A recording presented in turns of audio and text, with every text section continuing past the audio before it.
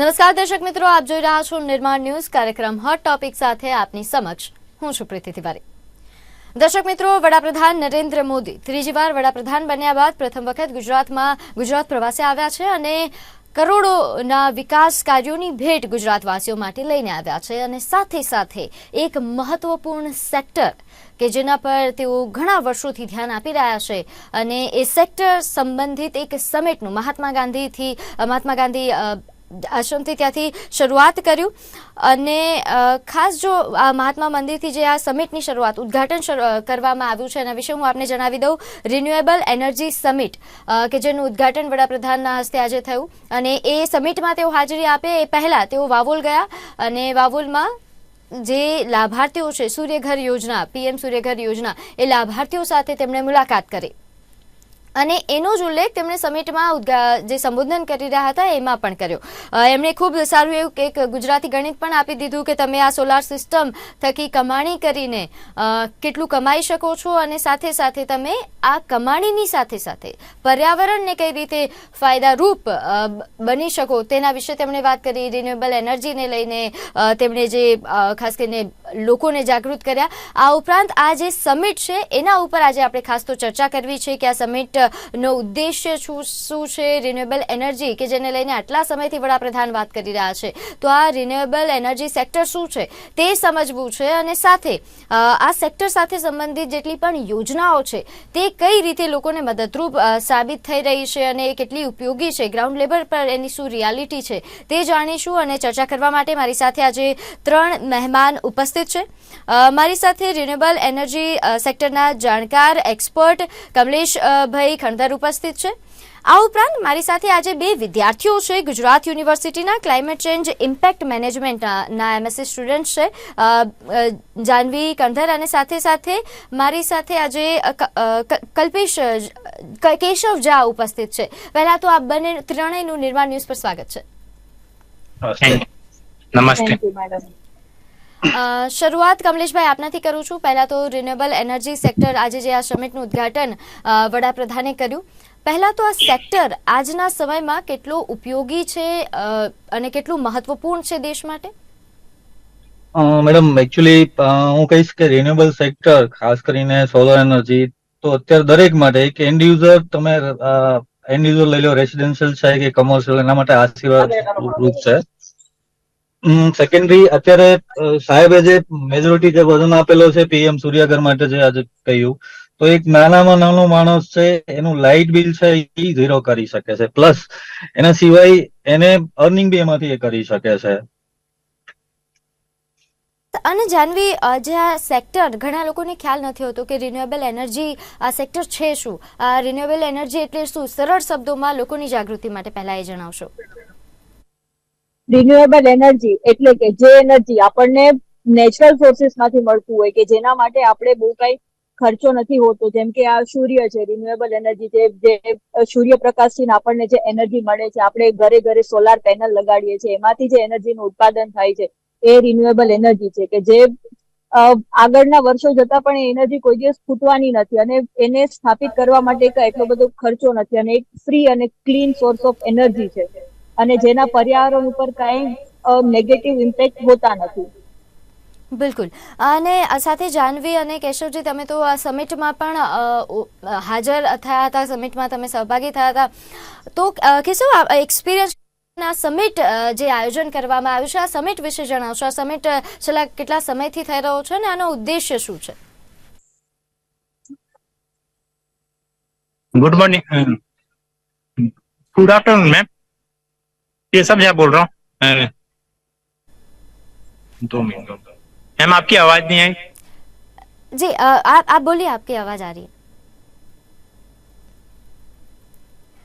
આજે કેશવ, આજે સમિટમાં આપ ગયા, સમિટ વિશે થોડું જણાવશો। સમિટનું આયોજન કઈ રીતે થયું છે, કેવા શું હેતુ છે આ સમિટ પાછળ સરકારનો? ये समिट जो है ना, जो सरकार आगे की जो रिन्यूएबल एनर्जी के ऊपर कर रही है, उसमें बहुत सारे देश के जो डेलीगेट्स है वो सारे शामिल हो रहे हैं। 4 देश के डेलीगेट शामिल हो रहे हैं और इसमें जो इनका जो मेन मोटो है कि हमें जो आगे जो मोदी साहब ने जो जो उनका प्रण है कि 2070 तक हमें नेट जीरो एमिशन करना है इंडिया का, उसके रिगार्डिंग इसका जो मेन होगा इसमें करना है. જાનવી, આપ પણ સમિટમાં હતા. સમિટ વિશે થોડું જણાવશો? અને કારણ કે પ્રથમ વખત ગુજરાતમાં આ સમિટ થઈ રહી છે. આ પહેલા જેટલી પણ સમિટ થઈ એ દિલ્હીમાં થઈ હતી, એટલે ગુજરાત માટે પણ આ કેટલા મહત્વપૂર્ણ? હા, આ સમિટ પ્રથમ વખત અહીંયા ગુજરાતમાં ગાંધીનગરમાં થઈ રહી છે. અને આપણો જે 2030 સુધીનો જે 500 ગીગાવોટ સોલાર એનર્જી ઉત્પાદન કરવાનો જે હેતુ છે આપણી ગુજરાત સરકારનો અને મોદી સરકારનો, એ હેતુને તે પ્રાપ્ત કરવા માટે આ સમિટ ખૂબ જ જરૂરી છે. અને બીજો એક આપણો એવો લક્ષ્ય છે કે 2047 સુધીમાં ભારતને આપણે વિકસિત ભારત બનાવવું છે, ભારત અ મિશન વિથ વિઝન. તો એ હેતુને બી પ્રાપ્ત કરવા માટે આ સમિટ ખૂબ જ જરૂરી છે. અને લોકોને તે રિન્યુએબલ એનર્જીનો મતલબ સમજે અને ઘર ઘર સુધી તે એનર્જી પહોંચે અને લોકોને મદદરૂપ થાય, એના માટે આ ખૂબ જ સરસ સમિટ છે અને સરકાર દ્વારા ખૂબ સરસ પગલું ભરવામાં આવ્યું છે. જી, અને આ સાથે કમલેશભાઈ, આ રિન્યુએબલ એનર્જી જે રીતે જાનવીએ પણ જણાવ્યું કે છેલ્લા ઘણા સમયથી આ સેક્ટર પર કાર્ય થઈ રહ્યું છે. આ પહેલા પણ સમિટ 3 વાર સમિટ થઈ ચૂકી છે.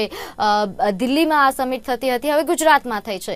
પરંતુ આ એટલે કે એનો મતલબ એમ કે છેલ્લા ઘણા સમયથી આ સેક્ટર પર ધ્યાન આપવામાં આવી રહ્યું છે અને ઘણી બધી યોજનાઓ આ સેક્ટર સંબંધિત છે જે લોકો સુધી પહોંચી રહી છે. આપના મતે કઈ યોજનાઓ હાલના સમયમાં ગુજરાતમાં લોકો સુધી પહોંચી છે અને કેટલો લોકો લાભ લેતા થયા છે, લોકો કેટલા જાગૃત છે? ખાસ કરીને મેડમ વસ્તુ એવી છે, પીએમ સૂર્યઘર છે અત્યારે લાઈવ ગવર્મેન્ટની સ્કીમ છે, જેની અંદર એક સામાન્ય માણસ પોતાના ઘર પર સોલર પેનલ નાખી એનું લાઇટ બિલ સેવ કરી શકે છે.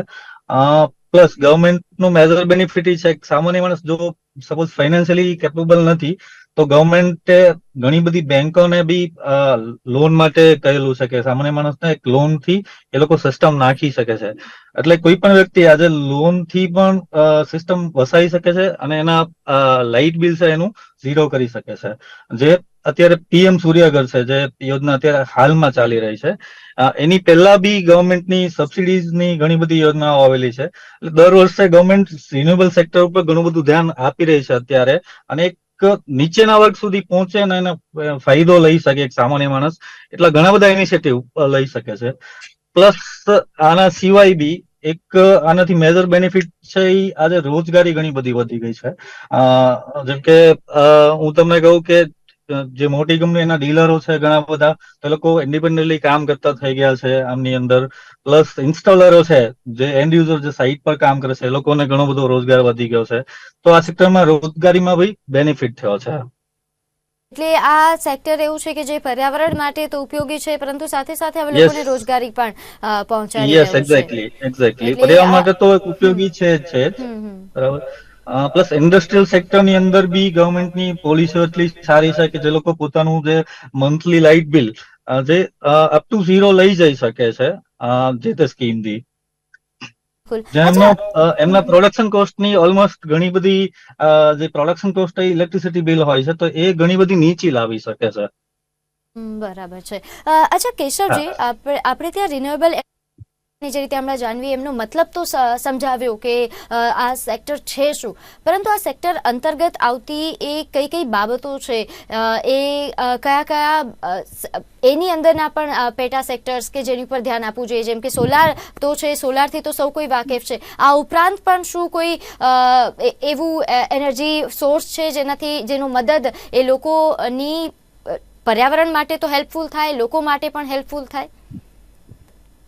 मैम जो और बहुत सारी सेक्टर है जो सोलार को छोड़ के, जैसे कि हवा के ऊपर जो एनर्जी बन रही है, विंड एनर्जी का है. और फिर गुजरात के पास जो मोस्ट इसका जो एडवांटेज है कि इसका कोस्ट लाइन के वजह से, मतलब जो इसका कोस्ट लाइन है ना, उसके वजह से गुजरात को बहुत ज्यादा फायदा है कि ये हमेशा जो रिन्यूएबल एनर्जी में सरप्लस होता है. इससे इनको बहुत फायदा है कि हम जो गुजरात में बहुत सारे जो ये ऊर्जा का है ना सोर्स हम बहुत ज्यादा कर सकते हैं और उससे हमें बहुत आगे फायदा होगा. और इससे हमारे देश को भी फायदा होगा कि हम पूरे देश में इसको सर्कुलेट कर सकते हैं, और जो कि हमारे जो आने वाला फ्यूचर है उसके लिए अच्छा रहेगा. और क्या बोलते हैं, जो अभी कार्बन एमिशन हो रहा है वो सब कम रहेगा. तो जो हमारे मोदी साहब का जो मेन जो मोटो है ना कि हमें 2070 तक बनना है, नेट जीरो एमिशन करना है, तो उससे हमें ये गोल पूरा होते हुए गुजरात का बहुत बड़ा हाथ होगा। जिस हिसाब से हम अभी गुजरात का लोकेशन है और जो गुजरात में जितना अभी डेवलपमेंट हो रहा है ये एनर्जी सेक्टर में, उसके वजह से। બિલકુલ. આ ઉપરાંત જાહ્નવી, આજે જ્યારે પીએમ સંબોધન કરી રહ્યા હતા તો એમણે ગ્રીન હાઇડ્રોજન ની જે વાત કરી એના વિશે પણ થોડું સમજાવશો? એ કઈ રીતે અત્યારે ગ્રીન હાઇડ્રોજનને લઈને એ ક્ષેત્રે ભારત ગ્લોબલ બની રહ્યું છે એવી વાત તેમણે કરી, તો એ સેક્ટર શું છે અને કઈ રીતે ભારત એમાં આગળ વધી રહ્યું છે?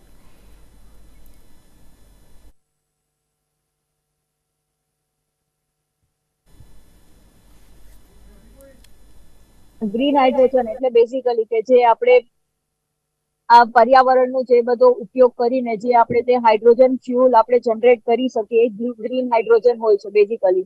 અને જે આજકાલ એવી બધી ટેકનોલોજી થઈ રહી છે કે આગળ જતા એવું બધાનો મોટો છે કે આપણે ગાડીઓમાં, વ્હીકલોમાં બી ગ્રીન હાઇડ્રોજનની ટેકનોલોજી લઈ આવી છે, જેના કારણે પર્યાવરણ ઉપર તે બહુ બધું નુકસાન ના થાય. અને એનું ઇમ્પ્લિમેન્ટેશન થઈ રહ્યું છે ધીરે ધીરે. હવે લોકો એના માટે જાગૃત પણ થઈ રહ્યા છે. હા, લોકો જાગૃત થઈ રહ્યા છે ગ્રીન હાઇડ્રોજન માટે. અને ઘણી બધી એવી કંપનીઓ છે, એવી બધી ફેક્ટરીઓ છે કે જે લોકો ગ્રીન હાઇડ્રોજનના ઉત્પાદન ઉપર કામ કરે છે. અને આપણને તે UN ના જે સસ્ટેનેબલ ડેવલપમેન્ટના ગોલ છે એમાંથી એક ગોલ છે ક્લીન એનર્જી માટેનો, જે એચીવ કરવામાં પણ આપણને ખૂબ મદદ કરશે આ બધા અલગ અલગ ઇનિશિયેટિવ. હા જાહ્નવી, હવે જે રીતે અત્યારે તમે પણ વાત કરી, મેં પણ જણાવ્યું કે આ પર્યાવરણ માટે ખૂબ જરૂરી છે, પરંતુ એને ઘણા લોકો સમજતા નથી કે આ કઈ રીતે પર્યાવરણને ઉપયોગી થઈ રહ્યું છે. એ આખો કોન્સેપ્ટ છે એ સમજાવશો કે કઈ રીતે આ સેક્ટર છે, આ તમામ જે ક્ષેત્રો છે કઈ રીતે પર્યાવરણને પણ ઉપયોગી થઈ રહ્યા છે, અને પર્યાવરણને ઉપયોગી થઈ રહ્યા છે તો એ લાંબા ગાળે આપણા માટે કેટલું સારું સાબિત થશે? આજકાલ તમે લોકો જોઈ જ રહ્યા છો કે હવામાં પ્રદૂષણ ને એ બધું બહુ વધી રહ્યું છે અને લોકો માટે બહુ ડિફિકલ્ટ થઈ છે કે આવી રીતના જીવવું. એના માટે થઈને કે આ વાહનથી જે કઈ પ્રદૂષણ થઈ રહ્યું છે, પછી તે ઇન્ડસ્ટ્રીઝથી જે કઈ થઈ રહ્યું છે, એ બધું પર્યાવરણ માટે, આપણા માણસો માટે અને તે બાયોડાયવર્સિટી માટે ખૂબ જ હાનિકારક છે. તો આ બધી એનર્જીનો ઉપયોગ કરશું તો એક તો આ બધા જે ગ્રીન હાઉસ ગેસીસ હોય છે, જેમ કે કાર્બન છે, મિથેન છે, એ બધાનું એમિશન ઘટશે. કેમ કે આ જે સોલાર એનર્જી છે, કેશવભાઈએ જે વાત કરી કે આ વિન્ડ એનર્જી છે, પછી ગ્રીન હાઇડ્રોજન નું ઉત્પાદન છે, એ બધાથી જે કઈ કાર્બનનું એટલું બધું કઈ એમિશન પર્યાવરણમાં થતું નથી. તો એના માટે થઈને આપણે એક ચોખ્ખી હવા આપણને મળી શકશે અને આગળનું જીવન તે આપણું સારું થઈ શકશે. બિલકુલ, એટલે આ ખૂબ જરૂરી છે.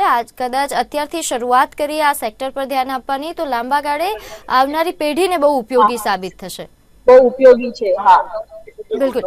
અને સાથે કમલેશભાઈ, એ જે રીતે આપણે જણાવ્યું કે ઘણી બધી યોજનાઓ છે, લોકો જાગૃત તો થઈ રહ્યા છે, પરંતુ જો રિયાલિટી જોઈએ તો એટલો બધો બી હજી ઇમ્પેક્ટ નથી જેટલી જરૂરિયાત છે. જેટલા પ્રમાણમાં આપણે પ્રદૂષણ ફેલાવી રહ્યા છે એટલા પ્રમાણમાં આ બધી યોજનાઓનો લાભ લઈને આપણે એને કંટ્રોલ કરવાનું કે રિન્યુએબલ એનર્જી ક્ષેત્રે ધ્યાન આપવાની શરૂઆત નથી થઈ. તો એના માટે ક્યાં નડે છે? લોકોને હજુ જાગૃત કરવા માટે શું કરવાની જરૂર છે? આ પોલિસીસ ઘણીવાર બનાવી દેવામાં આવે છે તો એવું હોય છે કે અમુક જગ્યાઓ પર સારી રીતે એનો ફેલાવો થયો છે, અમુક હજુ પણ એવા વિસ્તારો છે કે જ્યાં સુધી આ યોજનાને લોકોને ખ્યાલ પણ નથી હોતો.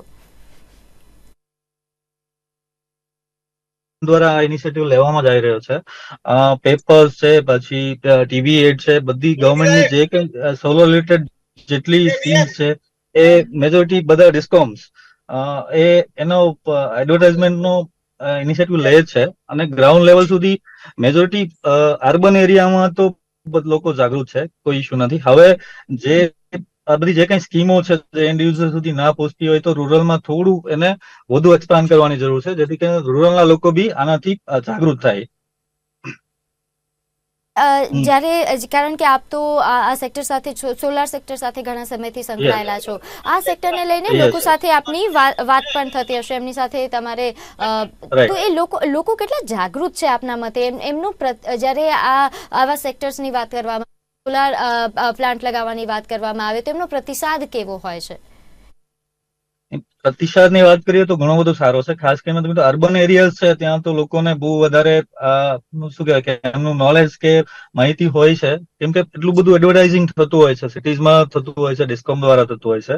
તો ઓવરઓલ જે રૂરલ પબ્લિક છે એમને સમજાવવાની જરૂર પડતી હોય છે ખરેખર સ્કીમ શું છે, એ લોકોને શું બેનિફિટ થતો હોય છે. સિટીઝમાં એટલી રિક્વાયરમેન્ટ નથી રહેતી કે એમને આખી સ્કીમ કે એમનો બેનિફિટ એમને સમજાવવો પડે. બિલકુલ અને કારણ કે કેશવભાઈ અત્યારે જે સમિટ થયું એમાં બધા ગ્લોબલી પણ ઘણા બધા દેશો સાથ સહકાર આપી રહ્યા છે, આ સેક્ટરને લઈને એટલા જાગૃત છે અને સેક્ટર પર કામ કરવાની વાત છે. ઘણા બધા દેશોના પ્રતિનિધિઓ પણ આજે સમિટમાં ઉપસ્થિત થયા. એ જે વાત છે ગ્લોબલાઇઝેશનની અને બધા દેશોના સાથ સહકારથી આ સેક્ટરને આગળ વધારવાની, એમાં યુથ તરીકે આપના વિચારો, આપ કઈ રીતે માનો છો કે ભારત આમાં કેટલી સારી રીતે ઉભરી આવી શકે? ભારત પાસે કેવા પ્રકારના એ લોકો, કારણ કે આપણી પાસે એક તો સંખ્યા વધારે છે, વસ્તી વધારે છે, તો એનો પણ શું ઉપયોગ થઈ શકે કે વિશ્વભરમાં આપણે આ સેક્ટરમાં ઉભરીને આવીએ? मैम जो भारत है ना, भारत में यूथ की जनसंख्या बहुत ज्यादा है. वो हमारा मेन हमारा जो पावर है, मतलब जिसमें हम सरप्लस जा रहे हैं, वो हमारा यूथ है. तो आगे जो हमारा यूथ अगर क्या बोलते हैं जो हमारा यूथ अगर इस पे ध्यान देगा तो आगे के लिए हमें अच्छा रहेगा. जैसे अभी जो ग्लोबलाइजेशन की बात कर रहे हैं, तो कहीं पे जैसा मोदी साहब का है कि जो साउथ पोल और नॉर्थ पोल है, तो कभी जब साउथ पोल में अगर क्या बोलते हैं अगर पावर एनर्जी सरप्लस है तो नॉर्थ पोल वालों को भी मिले. इसके लिए उनका एक नया उनका है एक जो वन सन वन अर्थ, जो मतलब क्या बोलते हैं एक सन है और एक अर्थ है और क्या बोलते हैं एक वर्ल्ड है.